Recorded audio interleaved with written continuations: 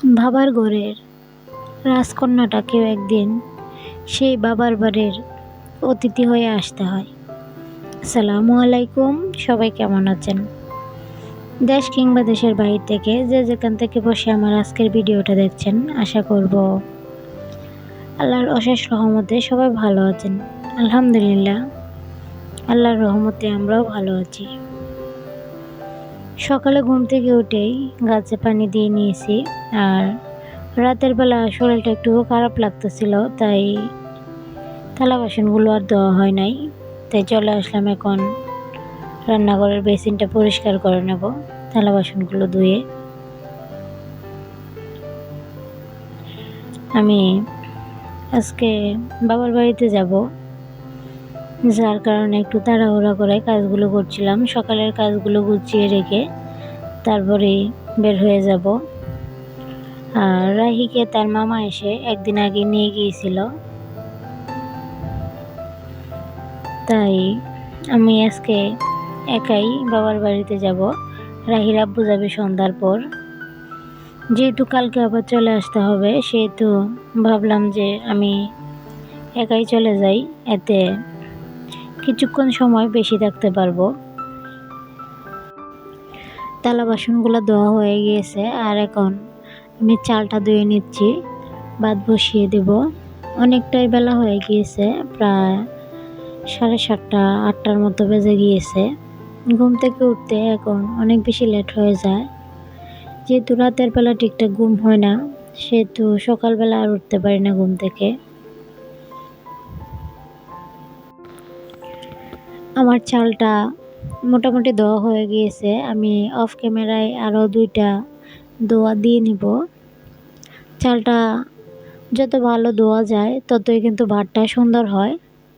চালটা ধুয়ে নিয়েছি, আর এখন ভাত বসিয়ে দিচ্ছি। আমার রাইস কুকারটা একটু সমস্যা, যার কারণে পাতিলেই ভাতগুলো রান্না করছি কিছুদিন ধরে। যদিও পাতিলে রান্না করতে আমার একটু সমস্যা হয়, তারপরেও মানিয়ে নিতে হবে, কিছু করার নেই। রাতের বেলা ডিম নিয়ে এসেছিল, আর সেগুলোকে বের করা হয়নি। এখন ডিমগুলোকেও ধুয়ে রেখে যাব। যদি এভাবে রেখে যাই তাহলে এভাবেই পড়ে থাকবে, এসে অনেক বেশি কষ্ট করতে হবে। তাই আমি চেষ্টা করি সব সময় কোথাও যাওয়ার আগে সব কিছু একদম পরিষ্কার পরিচ্ছন্ন করে যাওয়ার জন্য। না হয় দেখা যায় যে আসার পর অনেক বেশি কষ্ট করতে হয়।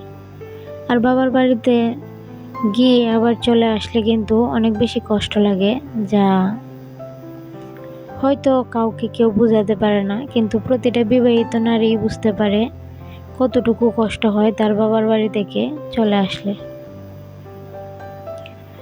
আমি ডিমগুলোকে একটু ভীম দিয়ে ভালো করে ধুয়ে নেব।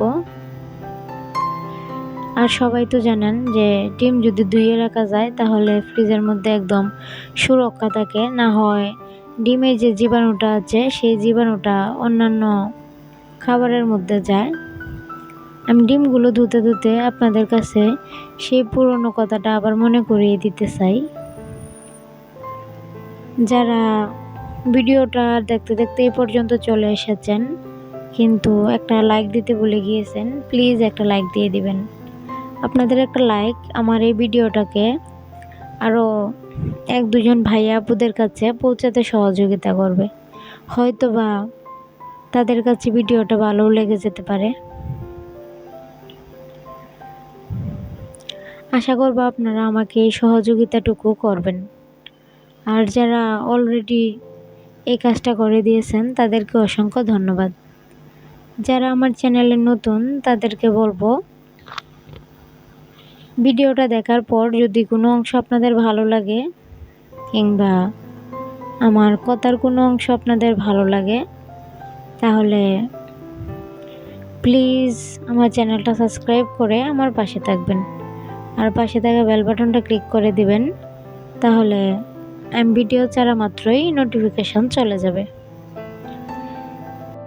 আর আপনারা সময় করে ভিডিওটা দেখে নিতে পারবেন।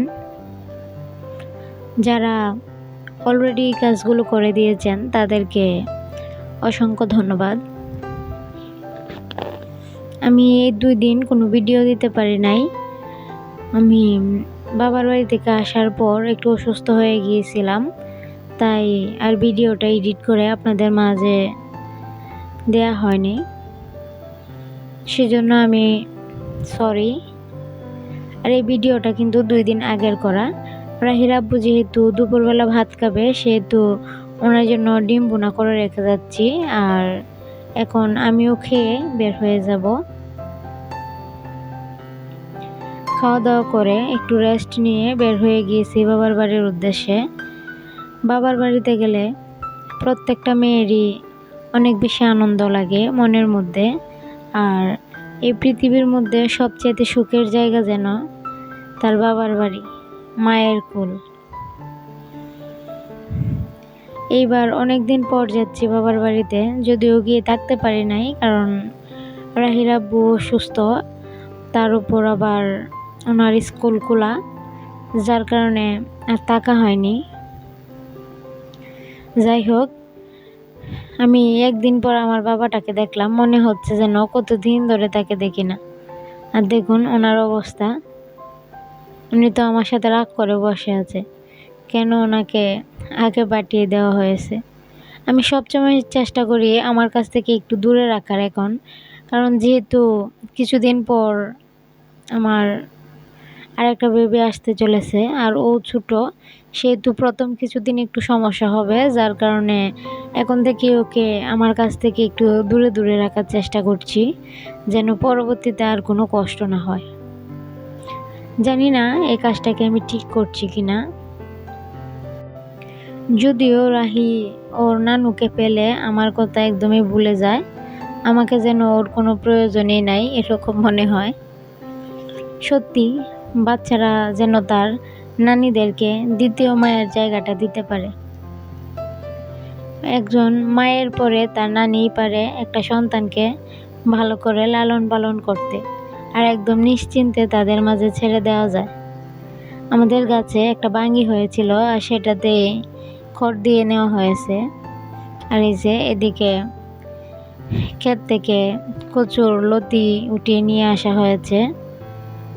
আলহামদুলিল্লাহ, আমার বাবার বাড়িতে আল্লাহর রহমতের কোনো কমতি নেই, অনেক কিছুই পাওয়া যায় এই জায়গায়। এই যে দেখুন কত সুন্দর ডিম বেগুন হয়ে আছে গাছের মধ্যে, মাশাল্লাহ।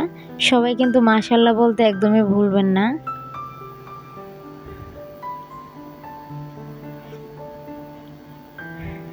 আলহামদুলিল্লাহ, আলহামদুলিল্লাহ, আমার বাবার বাড়িতে কোনো কিছুরই কমতি নেই। পুকুর ভরা মাছ আর গোয়াল ভরা গরু আগে শুনতাম, আলহামদুলিল্লাহ সেভাবেই এখনো আমার বাবার বাড়িটা আছে। আর দেখুন গাছের মধ্যে কত সুন্দর পেঁপে ধরে আছে, এগুলো যেন খাওয়ার মানুষ নেই। যেহেতু আমরা 1 ভাই 1 বোন, সেহেতু তো বাবা মা সহ আমরা 4 জন ছিলাম। 4 জনের মধ্যে আমার যেহেতু বিয়ে হয়ে গেছে 3 জন, এগুলো খাওয়ার সত্যিই কোনো মানুষ নেই আমাদের বাড়িতে। কথা বলতে বলতে ভিডিও শেষ পর্যায়ে চলে এসেছি। জানি না আমার কথায় কোনো ভুল ত্রুটি হয়েছে কিনা। কথায় যদি কোনো ভুল ত্রুটি হয় তাহলে প্লিজ ক্ষমা দৃষ্টিতে দেখবেন। আর আমি আমার বাবার বাড়িতে একদিনের মেহমান হয়ে গিয়েছিলাম।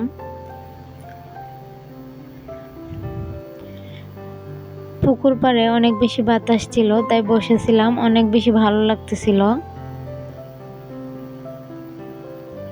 এই গরমের মধ্যে পুকুর পাড়টাতে বসে থাকতে অনেক বেশি ভালো লাগে। আর এই যে এদিকে মিষ্টি নিয়ে আসা হয়েছে। আমাদের ঘরে একটা ছেলে আছে যে কিনা আমাদের এখানে থেকে মাদ্রাসায় পড়ে, আলহামদুলিল্লাহ সে হাফেজ হয়েছে, আর সেই উপলক্ষে আমাদের সবাইকে মিষ্টি খাওয়াচ্ছিল। আর এই যে এদিকে আমাদের ছোট বাবাটা কাজ নিয়ে অনেক বেশি ব্যস্ত, সব সময় উনি এভাবেই ব্যস্ত থাকেন।